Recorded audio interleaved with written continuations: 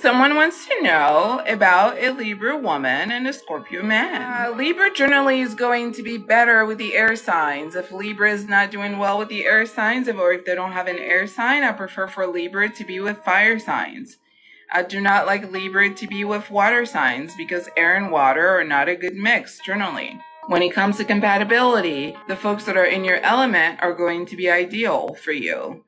And what I mean by element are water, fire, air, right? And earth. These are the 4 elements of the zodiac.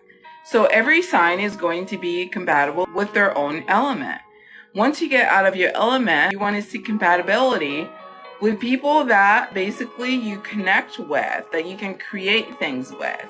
So as an example, earth and water can grow plants. Creation. They go together very nicely, very smoothly, right? And then you have air and fire together. Creation. We can cook food with fire. We can't even have fire without air, right? So it's about what energies go well together to create something, because love is about creation. That's why when we're talking about love in astrology, we're talking about Venus, because Venus is about abundance. Well, abundance requires multiplication, right? So you need things that go together well that can manifest other things. We don't want things that burn each other out or cause each other to die. We want things that cause each other to bloom. So air, fire, blooming. Water, earth, blooming. Are you with me? Big fire, big flowers. Big fire, big flowers. That's what we want. Whenever you get into air and water, bubbles, waves, not very stable. I do not like elements that don't mesh well together to be together. Now, does that mean they cannot be together at all? No. If other factors in the chart say so, absolutely. But if we're just going with sun sign, no. A Libra and a Scorpio are not a good match. Number 1, Libra is very sociable. Scorpio is very introverted. Libra is very extroverted. Libra needs a lot of attention. Scorpio likes to be the one watching as opposed to the one being watched. You know, Scorpio likes to stay in the home primarily and very selective about the experiences that they want to have. Air sign Libra likes to be in the mix. They like to know as many people as possible, talk to as many people as possible. Libra is very much so into the superficial aspect of life, you know. How's my style? How's my makeup? How's my look? You know, who do I know? Who's who? Libra is all about who you know. And Scorpio is all about what you know and not so much who you know. These two cannot be more different if they're tried. Scorpio is very secretive and Libra is very much so into sharing secrets. So again, I don't see this being a beautiful pairing at all. When it comes to astrology compatibility or any type of synastry reading, whether it's romance or family, I don't use the sun sign to determine compatibility, and any astrologer worth their weight will tell you that, because the true story is never in the sun sign. It's not in the sun sign because your sun sign is who you're here to become. It's not who you are. It's not even how you experience life. It's who you're here to transform into. This is why oftentimes I don't like answering questions about are sun signs compatible, because it's a very generic answer, which isn't really rooted in any other factual data that I normally would use to truly determine compatibility. Because your ego is just that. It's your ego. We all have an ego. You know, it's just what are you at your worst and what are you at your best, depending on the amount of healing that you've actually done, the amount of shadow work you've actually done, the amount of therapy you've actually done. You know, if a person has no awareness of like their soft spots, their traumas, their triggers, the way that they react to things and why, what you're going to get when the relationship is not going well is like the default to the toxic, egoic behavior, which is not really about partnership, because ego and partnership don't go together. People that are successful at partnership are people that can successfully manage their ego, meaning when their relationship is going through an issue, they can go, okay, I overreacted. because you said this thing that made me feel this way, because when I was little, my mom or my dad used to say this thing to me that used to make me upset. So when you said this thing, I reverted back to being that 5-year-old, and I was no longer this adult in front of you.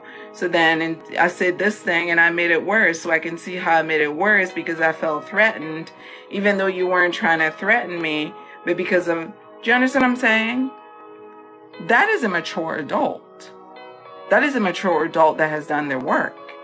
So whenever there's issues in a partnership, they don't go to ego and it's me versus you or me against you. They go to, what is the role that I'm playing in this chaos, in this drama? What is my role here in this drama? And how do I own the part that I'm playing into this, and then bring that truth to the table to help mitigate some of the intensity of that toxicity, so that we can reestablish balance in a partnership. Because when the ego gets engaged, it's about me versus you. It's about, I'm going to win this argument, right? Because I'm right, you're wrong. As opposed to, what can we do to fix the issue? You see that approach? What can we do to fix the issue? So when people have done their work, it's we do to fix the issue. In this situation, the problem isn't me or you, it's the issue. So then we put our brains together, we put our hearts together, we put our hands together, and we stare at the issue and we find a solution to the issue. But when people haven't done any work, whenever they feel triggered, they don't even know they're triggered, and they're just reacting. And sometimes they just like pour gasoline on the fire because they feel wounded, they feel attacked, they feel threatened. So they're just going to throw everything at it because they have to walk away with their ego feeling intact because they feel so vulnerable. So any little touch to their ego feels like a punch in the face. So they've got to punch harder so that they can feel like they're winning. And to them, winning means destroying the relationship sometimes, depending on how wounded they are. Do you see what I'm saying? So I want to know about the sun signs when I'm looking at couples to determine what that looks like when a person hasn't done their work. But outside of that, it doesn't really matter much. And when it comes to Taurus and Scorpio, those two have huge egos. Egomaniacs, these two. So these two unchecked egos and no healing, you can pay me money to do it. There's not enough money in the world that would make me want to do that. Because it's literally going to be like hitting your face against the wall and them not budging. Because if there's one thing these two have is staying power. It's not moving. It's being patient. It's like sticking to whatever they know until they feel like they're getting what they want. That does not sound healthy.